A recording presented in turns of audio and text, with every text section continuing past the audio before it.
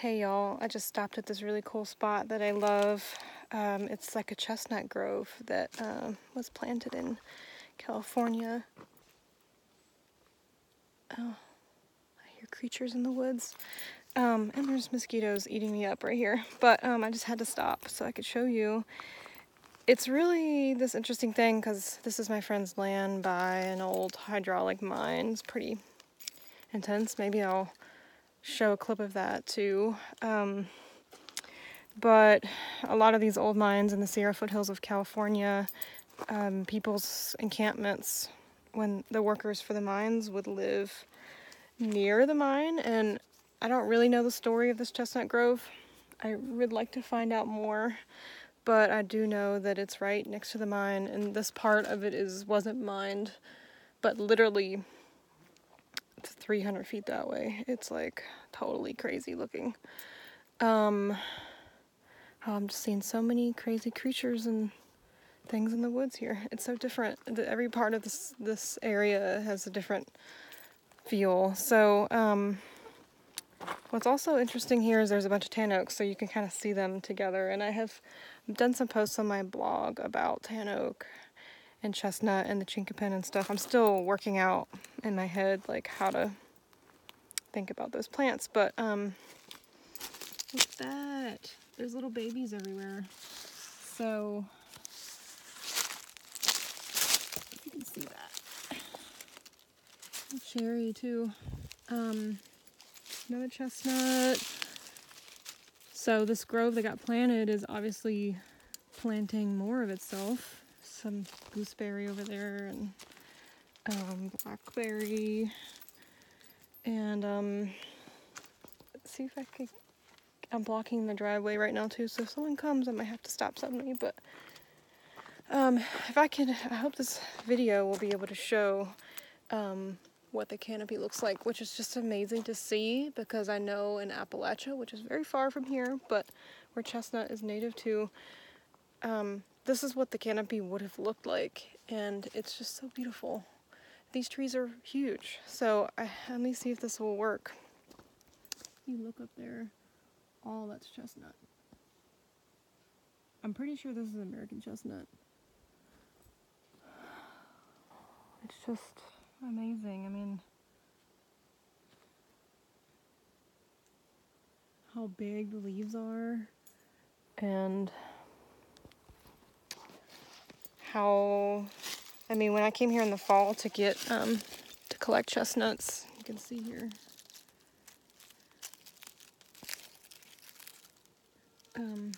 It's just, they're all over the ground. Yeah, they were falling everywhere. Like, you had to maybe wear a helmet. I didn't, but you just have to be careful. There's like a little path here. Something in the woods. I do know that it looked like bears had been over here in the past to collect chestnuts, because the humans here don't really eat them that much. I mean, the people who own the land, maybe they'll eat a handful, but they don't really eat them. Yeah, I'm getting eaten by mosquitoes here, but it's just so cool to see. Look at that. Chestnut.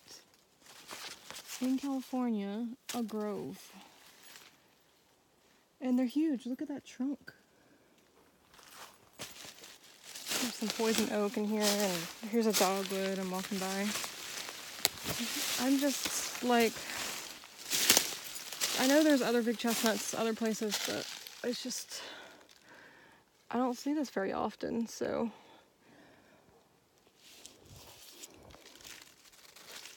Just really cool. And if you don't know anything about chestnut, it was one of the biggest trees in Appalachia and in the East Coast, and also the dominant tree in the forest until the chestnut blight occurred and killed out most of the chestnuts, although you'll still find them planted here and there, or just some that are still living and they're in decline. I see that some of these look like slightly in decline, but they're still huge despite that, and obviously producing. But the chestnut blight, yeah, just came through and decimated the forests and changed what they look like.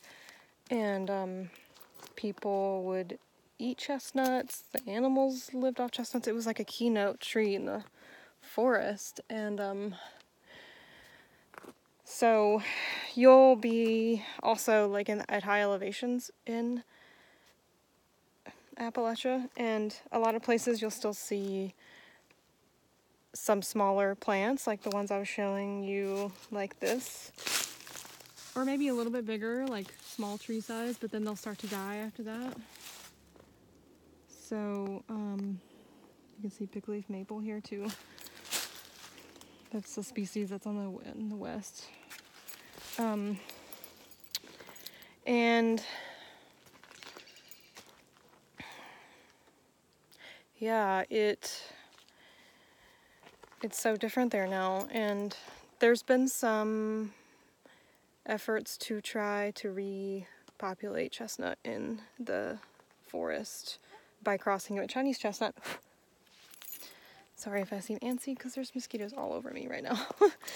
And I think crossing them to a point where there's maybe like 1/18 of original or of Chinese within, so then reintroducing the mostly American chestnut but with the tiny bit of Chinese chestnut or some other type of chestnut in the genetics back into the wild to see if it will resist the blight. And I think they're pretty successful with it right now, but it still wouldn't be able to, there's no way to really get back the forest that once was. So gosh, okay, so this is tan oak.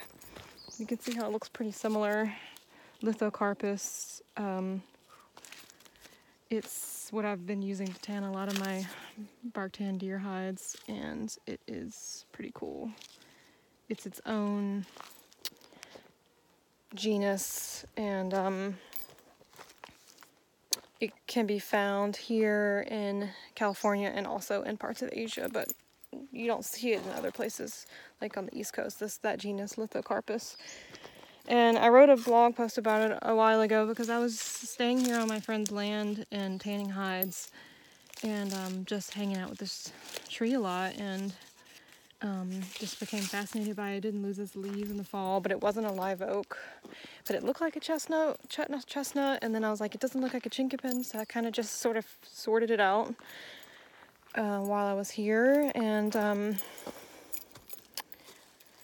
yeah, so you can read that blog post. It's up for everybody free on my blog. It was posted last year sometime. I'm gonna gather some of these chestnut leaves just to look at later.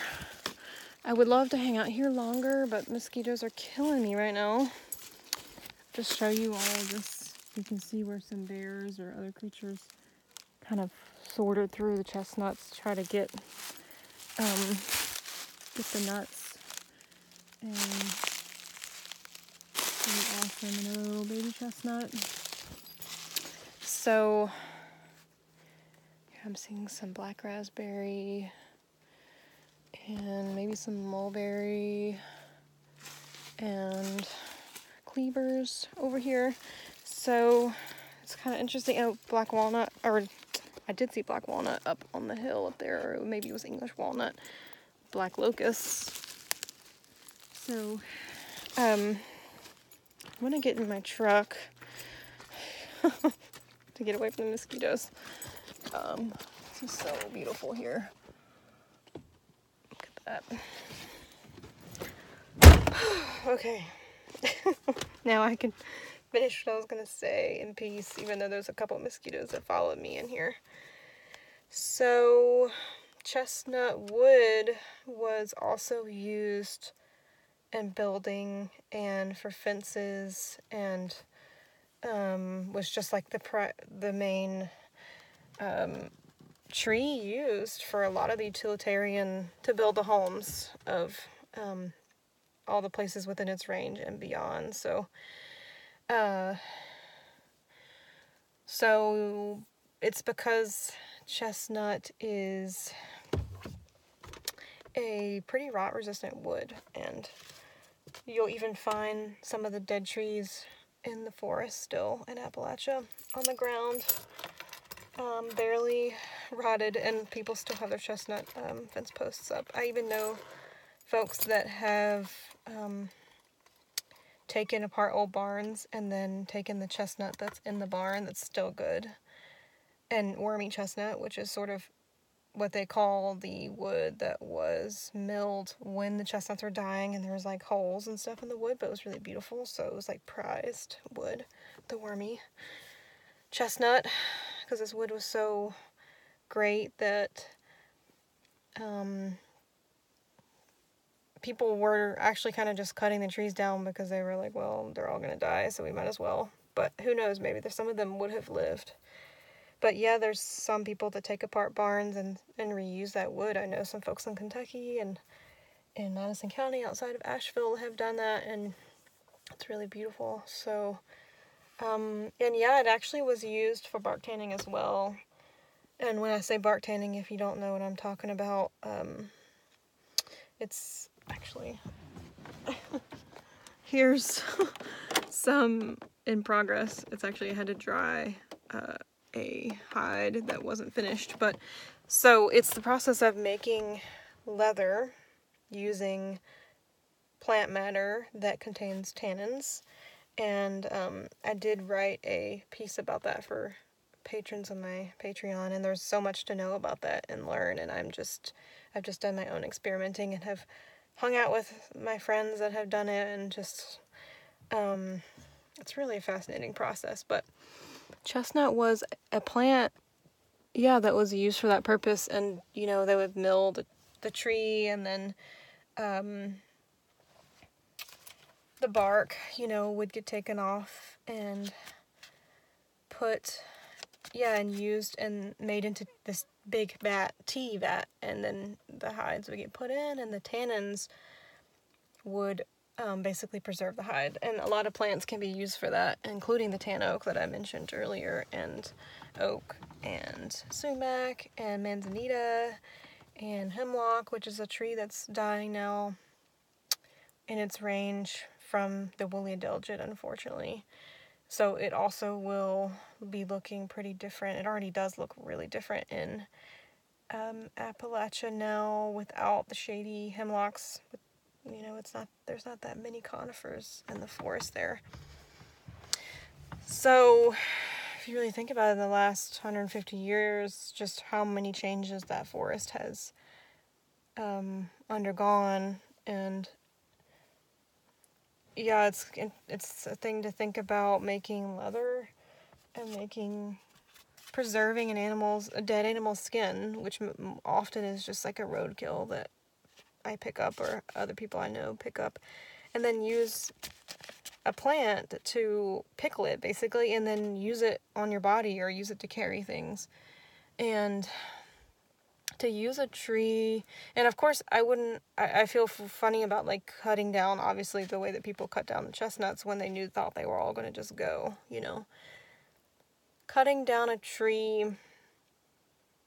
that maybe could live, but if you know it's like about to die, and you know, or you can cut a limb off of it and use that instead, and boil up, and then strain, and then use that to soak the deer hide.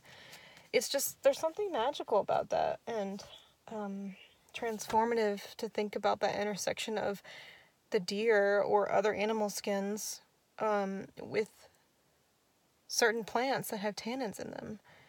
And like, how do people figure that out? You know, how do humans figure that out? And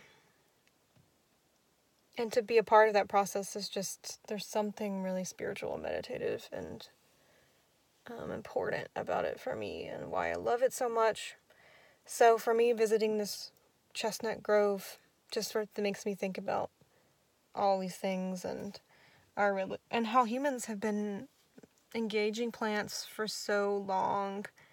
I mean, we belong together, you know, and the whole idea that we've forgotten all of our knowledge, I don't really feel like, or we've like been so disconnected now from nature, that's why we're all sick to some extent, but also it's all right there. It's right there. It's right there. You know? And every little thing we do to engage the plants around us, the land around us, the animals, you know, the ground, the road, is a part of like some aspect of our evolution and our very long, old relationship with existing. So when I think I've said what I want to say about all that, but yeah, just sweet to visit this grove. And sorry, was kind of rambly. There's still mosquitoes all around me right now, biting me, and I'm itching right now. And it's 95 degrees out in the 0 foothills, and I'm about to go to the river. So, to dip. So thanks so much. Yeah, sorry it's been a while since I posted a video. My life has been a little crazy, so I just felt really inspired to show y'all this little grove, and I hope that it turned out alright. I know the iPhone is not really the most picturesque way to show you into my world, but I,